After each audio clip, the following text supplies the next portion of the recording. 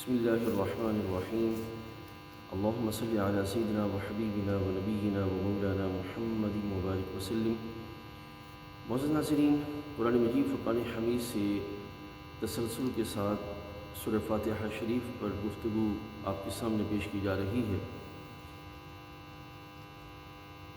قرآن مجید میں رب ذوالجلال جل وعلا نے سورہ فاتحہ کے اندر بندوں کو اپنی بارگاہ سے صراط مستقیم کی طرف رہنمائی کی دعا عطا فرمائی کہ اے بندوں، مجھ سے جو ہے وہ صراط مستقیم کی طرف توفیق مانگو، رہنمائی مانگو۔ معزز ناظرین، جو بندہ طالب حق ہوتا ہے یا ہدایت کی طرف بڑھنے کی کامل جستجو رکھتا ہے تو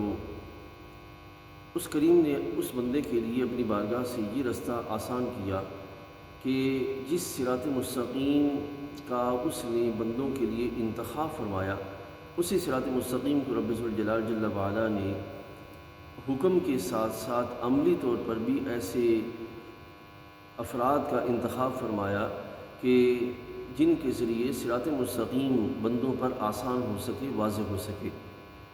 صراط مستقیم کہہ کر اللہ تعالیٰ جل وعلا نے اس کو بندوں کے ذہنوں پر نہیں چھوڑا کہ تم جس کو صراط مستقیم سمجھو وہی صراط مستقیم ہے، بلکہ خالق کائنات جل وعلا نے اس کی اگلی آیہ کریمہ کے اندر تفصیل بیان فرما دی کہ صراط مستقیم وہ ہے جس کو اللہ تعالیٰ جل وعلا نے اپنے انعام یافتہ بندوں کے ساتھ جو ہے وہ جوڑ دیا ہے۔ یہ بات یاد رکھیے گا کہ قرآن مجید فرقان حمید کی سب سے بہترین تفسیر وہ ہے جو قرآن خود فرماتا ہے، یعنی کہ اس کو کہتے ہیں تفسیر القرآن بالقرآن، یعنی کہ قرآن کے ذریعے تفسیر۔ اب یہاں پہ دیکھیے اللہ تعالیٰ فرماتا ہے اہدنا الصراط المستقیم، کہ اے اللہ مجھے سیدھے رستے پر چلا یا ہمیں سیدھے رستے پر چلا۔ تو ساتھ ہی جو لفظ صراط ہے اسی کو اگلی آیہ کریمہ کے اندر بیان کر کے خالق کائنات جل وعلا فرما رہے کہ جو سیدھا رستہ ہے محسن ساسنی وہ ہے الذین انعمت علیہم، جن پر اللہ تعالیٰ جل وعلا نے انعام فرمایا ہے، ان لوگوں کے رستے کو رب تعالیٰ جل وعلا سیدھا رستہ فرما رہے۔ تو یہاں آج کے اس دور کے اندر بہت سارے افراد کے جو ہے وہ سوالوں کے جواب مل گئے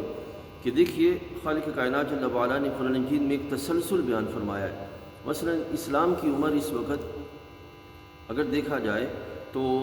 اسلامی جو سال ہے اس اعتبار سے 1447واں سال جا رہا ہے، اب یہ ختم ہونے کو ہے، 1448واں سال شروع ہوگا۔ اب محبوب کریم علیہ الصلوۃ والسلام کے بعد حضرت صدیق اکبر، فاروق اعظم، عثمان غنی، باقی سب کے لیے رول ماڈل جو تھے وہ قرآن، اس کے ساتھ ساتھ رسول اللہ صلی اللہ علیہ وسلم کی سنت مطہرہ تھی۔ پھر حضرت عمر فاروق رضی اللہ تعالیٰ عنہ کے لیے حضرت صدیق اکبر ہوئے، پھر حضرت عثمان غنی کے لیے صدیق و فاروق اور حضرت سیدنا رسول اللہ صلی اللہ علیہ وسلم ہوئے، حضرت سیدنا علی مرتضیٰ کے لیے وہ تینوں ہوئے، اور جب مولا کائنات کرم اللہ وجہ کریم کی مبارک خلافت کا دور ختم ہوا تو پھر واقعی آپ کی مبارک سیرت بھی اس میں جو وہ شامل ہو گئی، وہ فیصلے جو آپ کے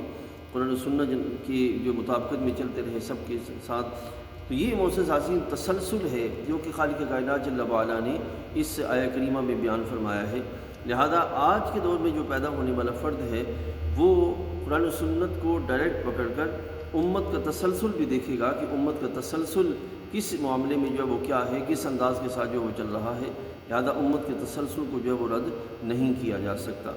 اللہ تعالیٰ جل وعلا قرآن و سنت کا صحیح فہم جو ہے وہ نصیب فرمائے۔ وآخر دعوانا ان الحمد للہ۔